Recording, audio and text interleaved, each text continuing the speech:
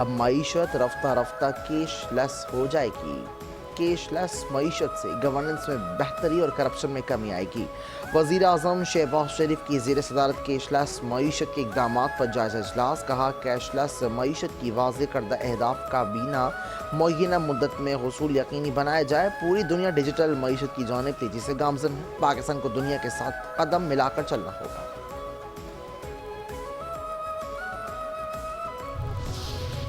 Brazil میں کاپ 30 conference میں صوبہ پنجاب کی طرف سے پاکستان پویلین قائم۔ کانفرنس میں دنیا بھر سے ممالک نے اپنی پویلینز قائم کیے۔ پاکستان پویلین کا عنوان from the Indus to the Amazon رکھا گیا ہے۔ پویلین میں ستھرا پنجاب سمیت پنجاب حکومت کے دوران 1.5 سال کے اقدامات کو اجاگر کیا گیا۔ پاکستانی پویلین حاضرین کی دلچسپی کا مرکز بن گیا۔ پویلین کو قومی پرچم کے رنگوں سے آراستہ کیا گیا۔ وزیر اعلیٰ پنجاب مریم نواز پاکستان پویلین کا باضابطہ افتتاح کریں گی۔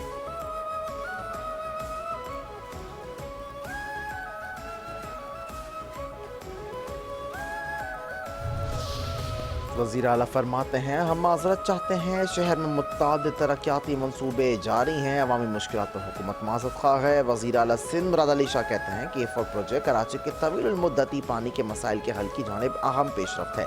کراچی کے عوام کو صاف اور وافر مقدار میں پانی کی فراہمی سندھ حکومت کی ترجیح ہے۔ کام کے دوران شہریوں کو پیش آنے والی مشکلات عارضی ہیں، نتائج دیر پا ہوں گے۔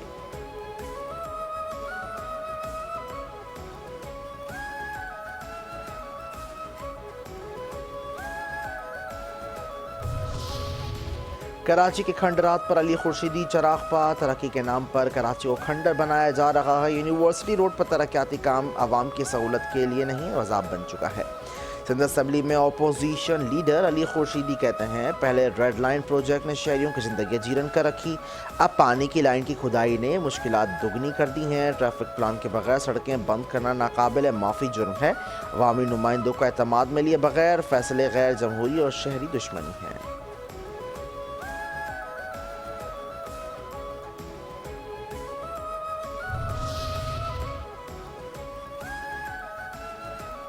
ایڈیشنل آئی جی جاوید آلا موڈو کی زیر صدارت 35ویں نیشنل گیمز کی سیکیورٹی کے حوالے سے اجلاس۔ D I Gs special branch کے افسران کی شرکت۔ کھیلوں کے مقامات اور اعتراف میں سیکیورٹی کے سخت اقدامات۔ ایڈیشنل آئی جی نے کہا پولیس قومی ایونٹس میں پیشہ ورانہ صلاحیتوں کے ساتھ امن قائم رکھے۔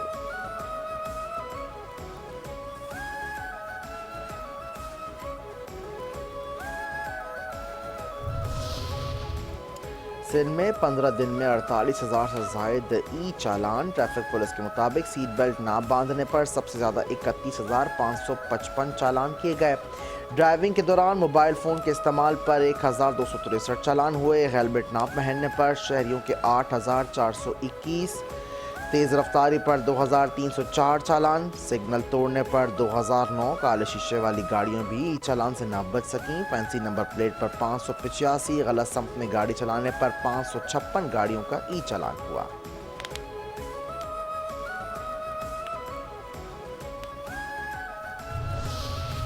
قابض بھارتی غنڈے پھر مظلوم کشمیریوں پر چڑھ دوڑے۔ بھارتی فورسز نے بے گناہ کشمیریوں کے خلاف ظالمانہ سرچ آپریشن شروع کر دیے۔ متعدد بے گناہ افراد کو حراست میں لے لیا۔ غیر قانونی طور پر بھارت کے زیر قبضہ جموں کشمیر میں کشمیریوں کے خلاف اپنی مہم کو تیز کرتے ہوئے بھارتی فورسز نے 8 نومبر کو وادی کے کئی اضلاع سوپور، ہندواڑہ، بارہمولہ، پلوامہ اور اونتی پورہ میں بڑے پیمانے پر کریک ڈاؤن شروع کیا، جو ابھی تک جاری ہے۔ جعلی اور ظالمانہ تحقیقات جموں کشمیر پولیس کی جانب سے بے گناہ کشمیریوں کے خلاف جاری ظالمانہ مہم کا حصہ ہے۔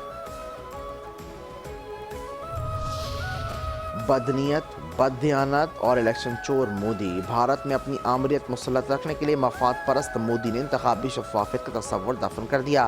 بہار انتخابات کے پہلے مرحلے کے دوران مقامی افراد نے مودی کی انتخابی دھاندلی اور بے ضابطگیوں کا پردہ چاک کر دیا ہے۔ بہار کے مقامی ووٹرز کا کہنا ہے کہ ووٹنگ بوتھ پر پہنچنے سے پہلے ہی ہمارے نام سے ووٹ ڈالے جا چکے تھے۔ کانگریس کے مطابق بہار کے مقامی ووٹرز کو پیسے کا لالچ دے کر مودی نے آزادانہ انتخابات کی دھجیاں اڑا دیں۔ مودی کی جانب سے ہر ووٹر سے 15 لاکھ روپے کے عوض ووٹ خریدا گیا۔ بھارتی جریدے نیشنل ہیلتھ کے مطابق بہار انتخابات کے پہلے مرحلے کے دوران متعدد جگہوں پر تشدد کے واقعات رپورٹ ہوئے۔ ایگزٹ پولز اور زمینی حقائق میں تضاد نے بہار کے انتخابی نتائج پر عوامی شبہات مزید بڑھا دیے۔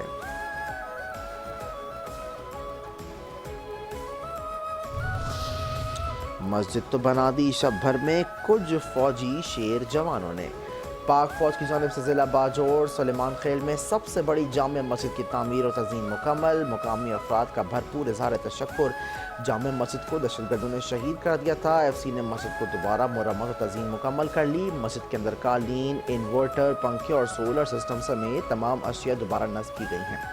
ذرائع کے مطابق مسجد کی بحالی کے بعد تمام تر ضروری سہولت فعال کر دی گئی۔ مقامی عوام کا کہنا ہے کہ باجوڑ سلیمان خیل کی تاریخی مسجد ہے جو فتح الخوارج کے حملے سے متاثر تھی۔ دہشت گردوں کے حملے میں مسجد کا سولر سسٹم، دروازے اور کھڑکیاں وغیرہ تباہ، عمارت کو شدید نقصان ہوا تھا۔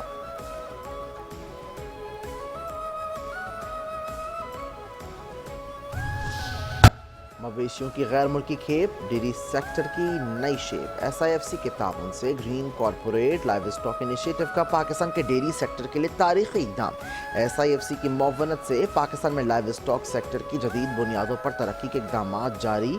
کلاؤڈ ایگری گروپ کے اشتراک سے امریکہ سے درآمد شدہ مویشی براہ راست پاکستان پہنچ گئی ہے۔ اس اقدام سے دودھ کی پیداوار اور ڈیری مصنوعات کی برآمدات میں کثیر اضافہ ممکن۔ 2024 میں جی سی ایل آئی کے تحت برازیل سے اعلیٰ نسل کے مویشیوں کے کھیپ پاکستان پہنچنے پر بے حد پذیرائی ملی۔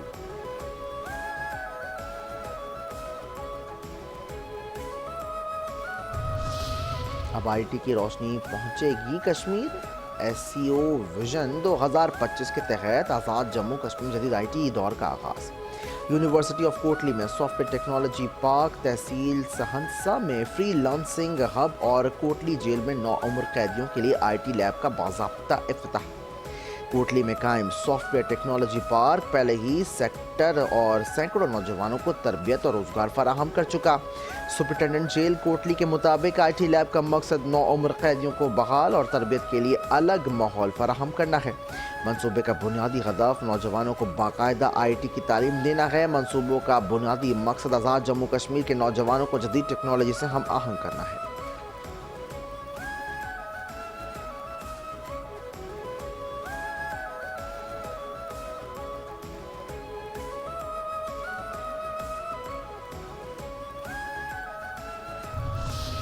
ملک بھر میں سونے کی قیمت کو پھر پر لگ گئے، فی تولہ سونا 7,400 روپے مہنگا۔ سونے کی فی تولہ نئی قیمت 4,29,862 روپے ہو گئی۔ 10 گرام سونے کی قیمت 6,337 روپے اضافے سے 10 گرام سونے کی قیمت 3,68,530 روپے ہے۔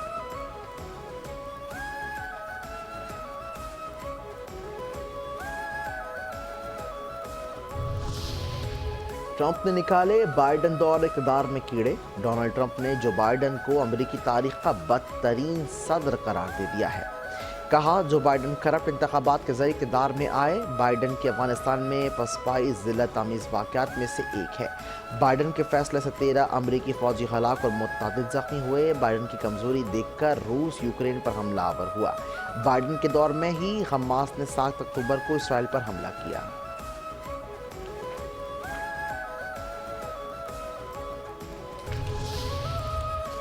پاکستانی ڈرامہ نویس، مصنف اور شاعر، معروف ادبی شخصیت ڈاکٹر عارفہ سیدہ زہرا انتقال کر گئی ہیں۔ عارفہ سیدہ 7 زبانوں پر عبور رکھتی تھیں، تعلیمی، انتظامی، سماجی اور ثقافتی کمیٹیوں کی رکن بھی رہ چکی ہیں، قومی کمیشن برائے خواتین کے چیئرپرسن بھی رہ چکی ہیں۔ صدر مملکت آصف علی زرداری کا رنج غم کا اظہار، کہا یہ علمی اور ادبی حلقوں کے لیے ناقابل تلافی نقصان۔